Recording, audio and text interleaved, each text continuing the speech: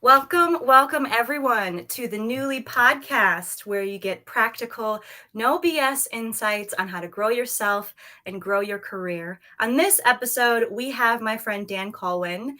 Dan is an account director for LinkedIn. So amazing. LinkedIn is our platform, my platform. Love it. But welcome, Dan. Thanks so much for joining us. Can you just tell us a little bit about yourself? Yeah, thanks, Britta. Thanks so much for having me.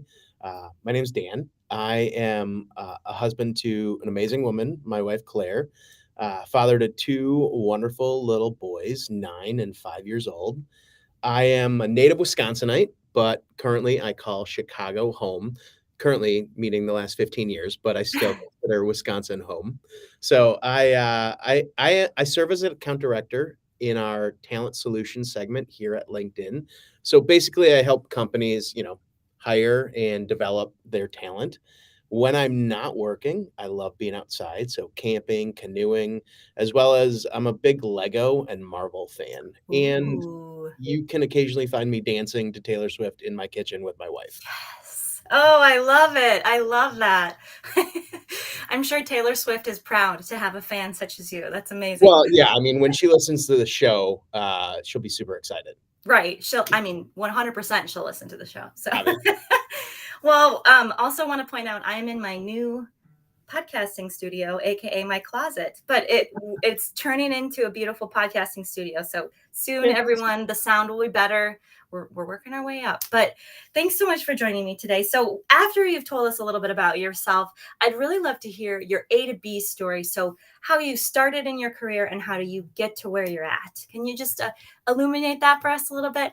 Yeah, it's less of an A to B and more like an A to G to C to Z, kind of all over the place. So I got my undergrad at the University of Wisconsin-Milwaukee in secondary education because Mm. I was going to be a middle school or high school social studies teacher, which Oh, then okay. I never did be that. Right from college, I went to work for actually a leadership development nonprofit, and we worked with a lot of like student groups, a lot of churches, a lot of schools, and we did service projects and service trips as well as like leadership development training weekends. And so did a few years of kind of leading those trips and trainings full time, and then jumped into more of like a sales and training role. And that's where I kind of landed for about 10 years at the organization. And then from there, I made a huge career change Ooh. and made the leap from small nonprofit to LinkedIn as an account director about 15 months ago. So yeah, it was a very big change, but at the same time, nothing in that whole trajectory was like straight. Yeah. Yeah. Not in any way. Plan A to plan double Z, right? Exactly, exactly. Well, I so appreciate you illuminating sort of that journey for us. And we're going to dig into that a little bit deeper with the topic that we're talking about today. So, Yeah. today we're talking about how to translate the experience and skills that you have from other portions of career or adventures you've had in your life to different ones, as if you're pivoting or trying something new. So, Yeah. and all this helps us to grow our career. So, you know, a lot of people will say, because I don't have, they'll look at a job description and say, because I don't have X experience, that I can't do Y. And, so how do we sabotage ourselves by not, by saying that to ourselves, or just illuminate that a little bit for me? Yeah, for sure. I mean, I think that mentality makes sense when we're talking about, hey, I have experience as a teacher and now I want to apply to be a chef. Like, okay, there's not a direct, Yeah. connection there, right? Yeah. Yeah. At the same time, when we're thinking about career changes and we're looking at new careers, normally we're not thinking that way. We're thinking, okay, something this is up my alley. But I think that we've actually been stuck for a while when we find Mm. ourselves in that place, right? We've been stuck in this trap of maybe like, I want to get out, but I don't know how. And I think Yeah. we start then from a place of, I'm not good enough. I don't have the skills required for this. And that's Yeah. the first thing that we do in that whole sabotage process is we self-sabotage. Yeah. And I get that. Like I empathize with that. But the reality is like you don't have to stay in that trap of blah. Mm, You can move forward. yeah. Uh, and so the belief that like something better is out there, I think is that first step. Mm. Yeah, I love that that first step is small and attainable, and just believing that there might be a better option out there for you. And instead of sort of shutting that down, and that I only can be a teacher, a secondary teacher for the rest of my life, Right. you know. And so as we're sort of thinking about this, people often are sort of more skilled than they believe that they are. How Give me an example of in your life of how you've translated a particular skill from one sort of job description or job to another. Yeah. Yeah. Well, I mean, I think first off, I'd like to say that I too was stuck in that kind of trap of blah for a number Yeah, of years, yeah, right? yeah. About 5 to 6 years before I actually made that leap was me coming to that belief system of Mm, there is something better. So it's a simple switch in theory, hmm, but I realize that it can take longer for us to fully get there. yeah. Right? So I completely empathize that it can take us a long time to get there. But as far as the skills and kind of making that translation, again, I think the first thing we do in self-sabotaging ourselves is we believe that we don't have any skills that are transferable. Mhm, And it's really sitting back and going, okay, what have I done in my career up to this point? What are like kind of my day-to-day things? What have I done well? And then looking at the new job, the new career choice and going, how does that translate into this kind of a role? How does that come to play? How does that come to fruition in this new role? The biggest thing that I've learned is imposter syndrome is real. Like I know it's like yeah, kind of this cliche that gets tossed around all the time, but mhm. realizing that you are not the only one too that is going through Ooh, that. Like I have spent time over the last 15 years getting or 15 months, sorry, getting to know a ton of people here. People in positions like way higher than myself, right? And they're all acknowledging, yeah, like that's real for me too. I wake up mhm. every day and think, am I really like doing this? Can I do this? And and the trick I think is getting to that point where you realize you can and then deciding to keep moving forward in that. Mm.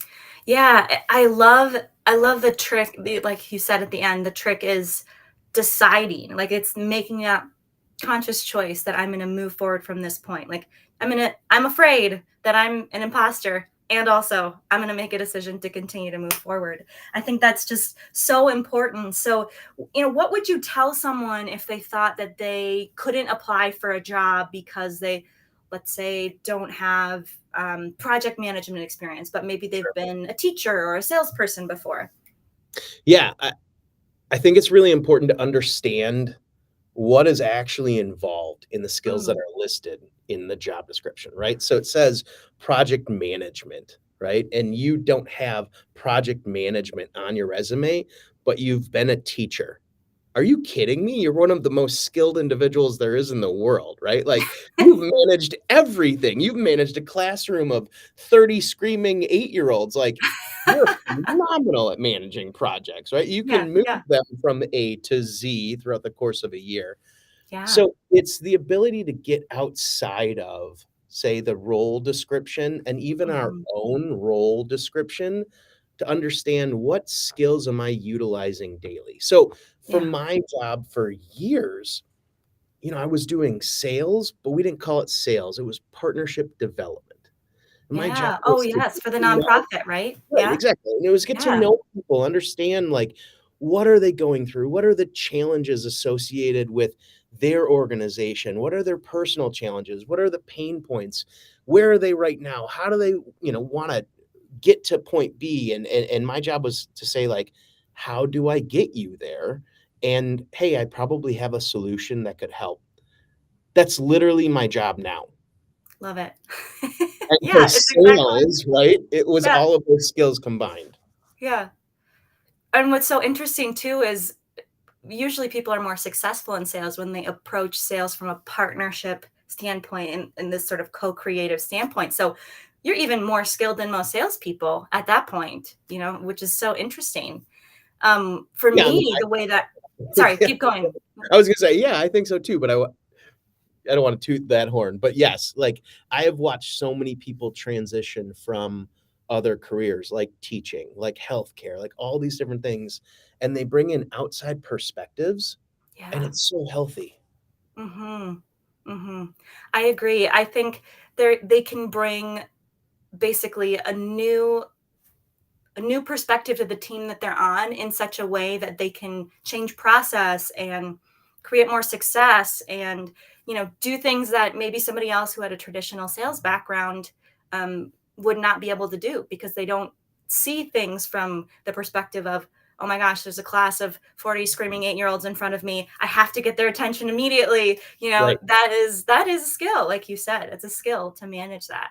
So that is so thank you so much for describing that. And in that translating, like, what does it mean to translate an experience? So you talked a little bit about, okay, if you kind of have to redefine what are the skills that you've been practicing in XYZ career, but talk about the actual process. Like, Yeah. how would you walk somebody through that if you were in a job interview or rewriting your resume?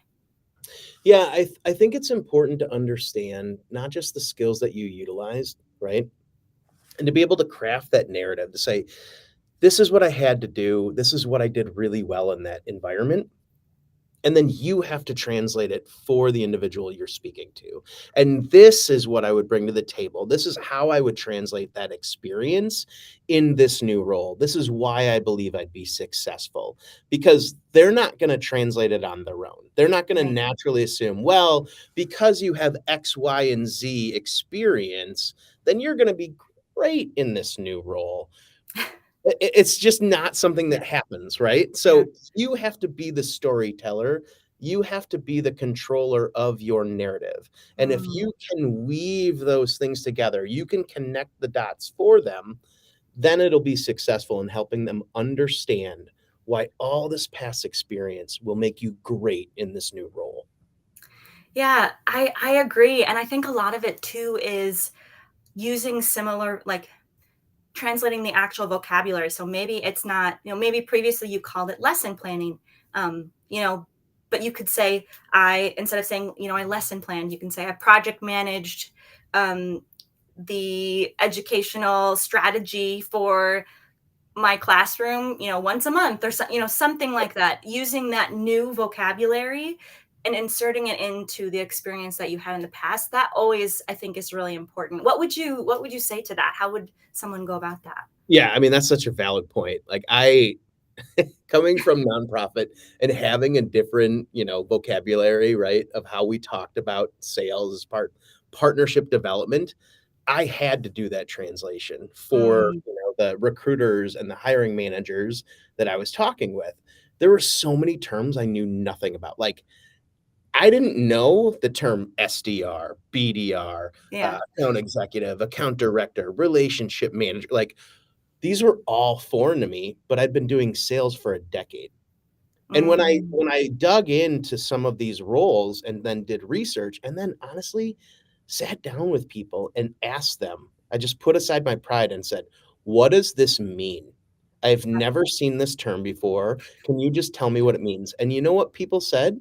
"I'd love to tell you what that means, Dan. Here, this is what it means." Like they were so kind and yeah. like, "Yeah, I get it. I didn't know what that was either, blah blah blah." And then I realized like, "Oh, all of these roles I've been doing this entire time." Mm. So yeah, learning the language of the business you're going into or trying to go into, and then translating what you did into those terms is so helpful for the people you're speaking to. Totally. And I think what's so interesting about what you said is that it's your job to do the translating. It's your job to reduce that friction and create that story around how they can connect those dots. And if you don't connect those dots for you, you will miss up. Or if you don't connect those dots for them, you will miss opportunities. And so how would one like construct a narrative? Like, tell me, let's pretend like we're in a job interview and you're trying to translate some of your partnership experience. Like, how would you go about thinking about constructing that narrative and connecting those dots? Yeah, so I was moving from a nonprofit organization where I was in charge of booking service trips for students on a yearly basis, Mm, and then managing that program as well as like recruiting staff and training those staff and helping in their development. So those were all of my like job description pieces, right? mhm, mhm.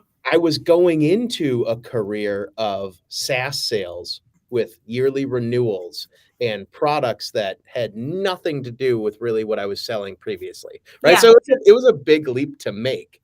And for me, Huge. it became talking through, hey, I managed this many different relationships in my time, and I Mm, put a number to it. And I would yes. have this many, monthly touch points with them. And I would walk through what it meant for them to go from point A to point B and how my solution, didn't matter what I sold, would help them get there, Yeah. right? Yeah. For me, that was service trips. Mhm. In this new role, it's a SaaS solution. Yeah. And really being able to paint that picture for someone of, at the end of the day, my job's the same. It's just a different mode of what I'm selling or a different product that I'm selling. Yeah, I think that's such a smart way to go about it. You know, that you're taking this and telling the narrative, walking them through how you manage that relationship and how that looks and how that relates to sales. So let's say, like, what does it mean to create like a strategic narrative? So for me, Mhm. I've created a strategic narrative not in like a manipulative way or anything, but a Yeah, strategic narrative around a large pivot that happened around COVID, you know, yeah, and I've inserted some humor in there, you know, because nobody wants to feel depressed when they're in a yeah, job interview, right. you know. So I have constructed this story so that it's easy for me to tell someone that journey. How have you done that, and how would you recommend people do that sort of strategic narrative building for their career? So what's yours? Oh, okay. So my strategic narrative is that I was an artist for many years, and as an artist, you're essentially your own business, and you do your own marketing, you do your own everything.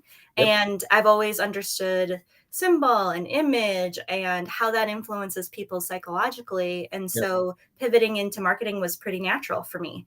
mhm, And essentially, I started off in corporate, and then COVID hit, yep, lost my job as everybody did, lost it on Valentine's Day. You know, it's kind of yeah, like a bad joke there. And I thought, you know what, I'm going to market myself yeah. as a product, and I'm going to find a job in marketing because I've never technically held a marketing job title, but I know that I can do it. So, you know, there's a couple of things in there in that, like before we reference belief, like Yep. I believed that I could do it because I knew that I'd done similar things. And then I, you know, created that narrative. Yeah. Well, I think that there's several key things that you did that I would highly recommend as well within that, right? You're starting from a place of, hey, here's where I started. And the Hmm. reason why is because I believe certain things, right? Like, I love this about this former career that I was in, and this is why I went into that. And being able to kind of show who you are and why you made certain choices is important. And then Hmm. to say, at a certain point, I started to have even this transition, right? Whether that be Hmm. an external factor or an internal thing. Like for me, it was very internal. I didn't get Hmm. laid off, but Yeah. I started to have this, wrestling inside of, you know what, I want to do something not just different, but something more.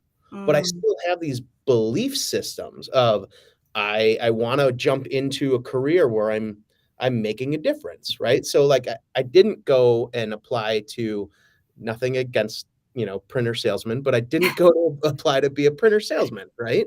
Yeah. Because I wanted something that was core to who I am.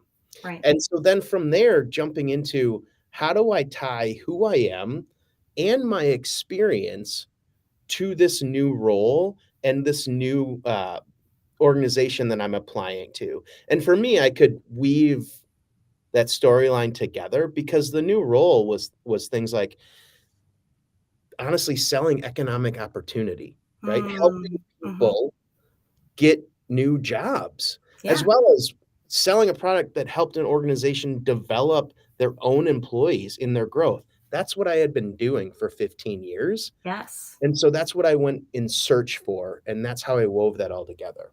Yeah.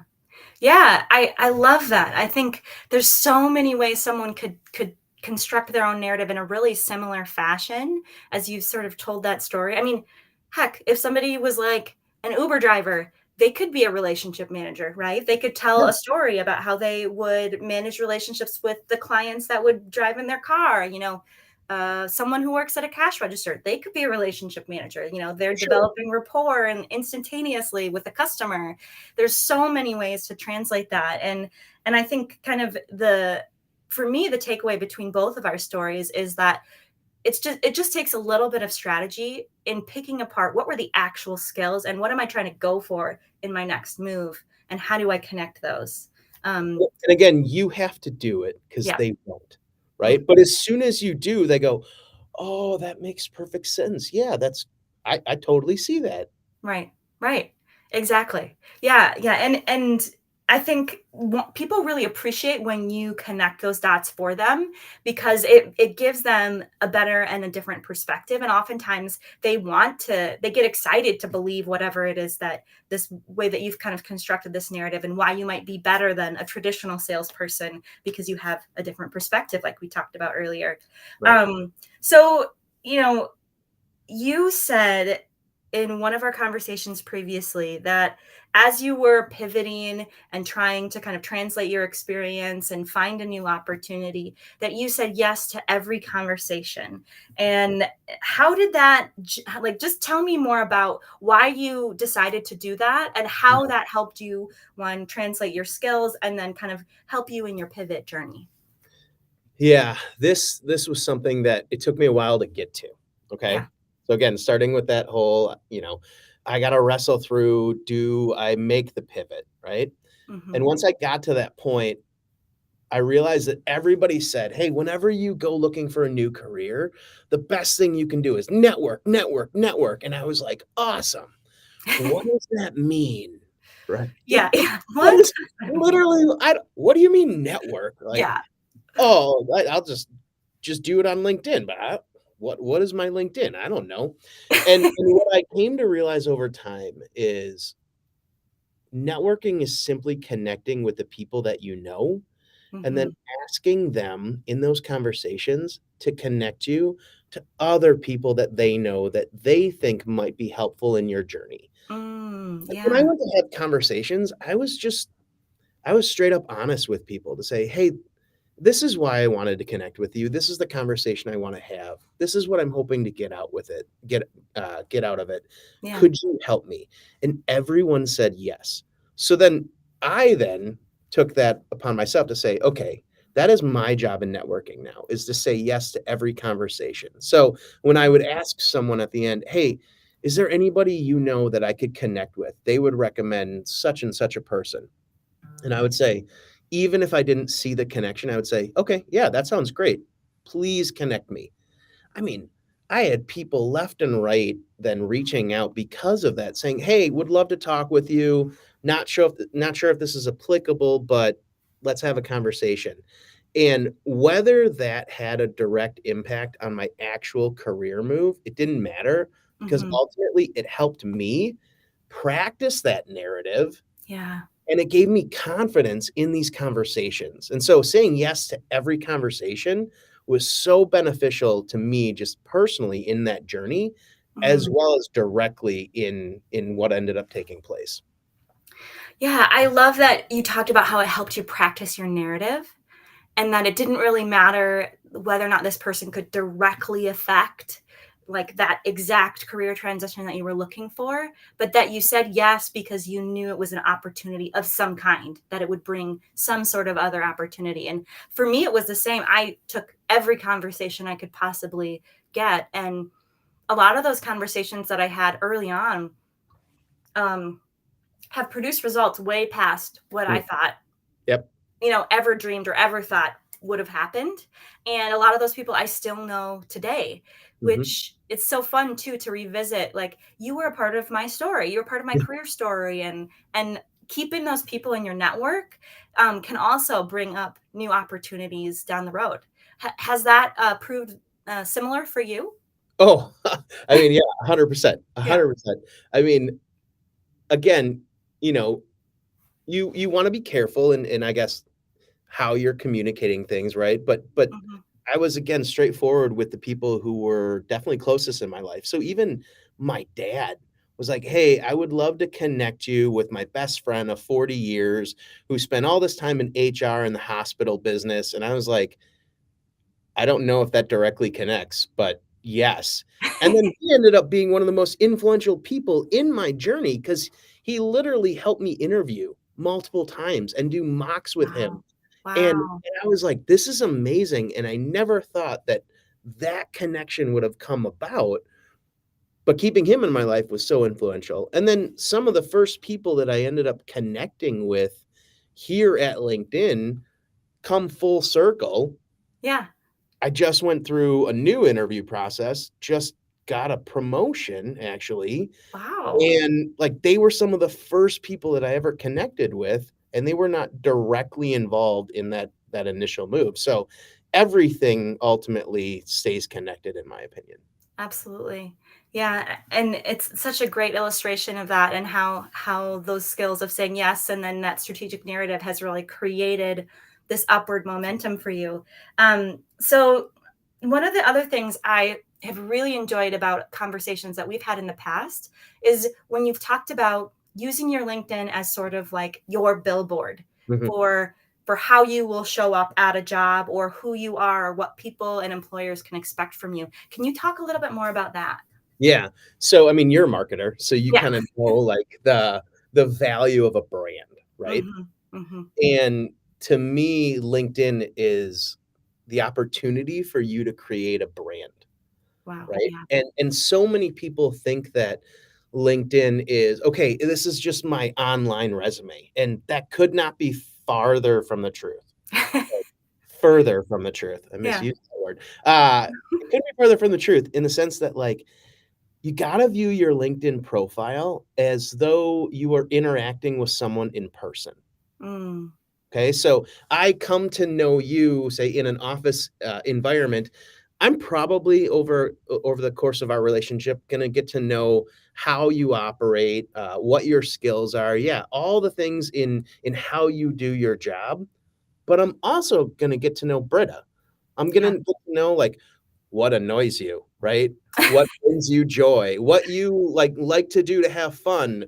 Things about your family. And that's how I viewed my LinkedIn profile because I knew that people would look at it and say, "Okay, does he have the skills and experience? But also, am I gonna like him?" Mm. Right? Like, Yeah. am Mm. I gonna want him on my team? Because I'm gonna end up spending a lot of time with him. And Yeah. if I don't like him or enjoy my time with him, do I want him on the team? Yeah. So, I've tried to view the LinkedIn profile in that way of how do I build that brand of reflecting who I truly am. Mhm. I'm not lying, Yeah. right? Mhm. But seeing it beyond just my online resume. Right.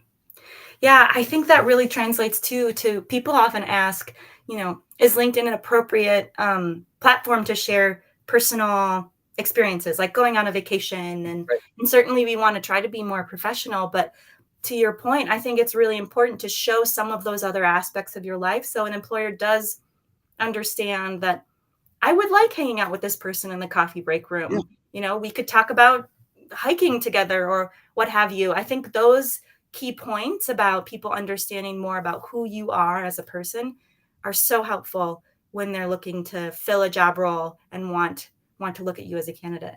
for sure. I mean, it gives a more full, accurate picture of who you are. Exactly. Yeah. Well, we're coming to the end of our time here, Dan. And I'm so sad we're at the end of our time. I feel like I could just keep talking to you forever, which probably just means I need to have you on again. This is good. Yeah. But we're going to end with a couple of rapid fire questions that I Yes. love asking every single person on my show. So the first rapid fire question is, what is the most random job that you have ever had? Yes. Okay. So the most random job that I've ever had, I was a sophomore in college in Milwaukee, and I got a job at an improv place, like an improv studio, right? Yeah. Called Comedy Sports, and it was competitive improv. Fun. And my job was to be a ballet parker. Now, I did not say that incorrectly. It was ballet, which meant that I put on a pink tutu Oh my God. and a parking like a construction vest, and then I wore a helmet, and I would have, like, a flashlight, and when you came into the parking lot in your car, I would dance you to your parking spot. Oh my God. That is amazing. A ballet park. Yes. That's so It was great. so fun. I realized too that I got more tips if I injured myself, so that's why I started wearing the helmet, as I would fall and, like, bang my head on the ground, and people thought it was hilarious, and then the tips would go up. That is amazing. That is incredible. I've seen many comedy sports shows, at youth They are group and fun. other corporate things. That's so fun. Yeah. Super, super fun. I love that you were a ballet parker. Well, that's probably the most unique one I've ever heard. So you win Oh, that good. prize. I'll have to Sweet. send you a little medal. Um, and then the last rapid fire question, one of my Yes. favorites is, what is the worst career advice that you have ever gotten? Don't apply to jobs at LinkedIn. Wow, love that. Yeah, I got Translatable. yeah, I got that because I was trying to make the switch from a small nonprofit to this giant company, Mhm. and I was just told flat out, "That's never gonna work. I don't think that you're gonna be able to get a job there. Have you considered XYZ double A, double E?" And I thought, that's probably sound advice, but I don't want that right now. Like, I wanna Mm, go for this. yeah. So, yeah. Yeah, I like that. It's kind of translatable to kind of like shoot your shot. Whatever Yeah, that big pie in the sky thing is, like shoot your shot. Why not? The right. worst that can happen is nothing. So, Exactly. yeah. Well, thank you so much for joining me, Dan. And I so appreciate everybody who joined us as well. If you like this conversation and you know somebody who you feel like would benefit from this information, please subscribe and share it with your family and friends. And this conversation will be live on all relevant podcasting channels on Monday. If you have any other questions or want to contact me, feel free to contact me on my LinkedIn. And thank you for joining us. Join us again live every Thursday at 8:30 a.m. for the Newly podcast, where you get practical, no BS insights on how to grow yourself and grow your career. Thank you, everyone. Bye now.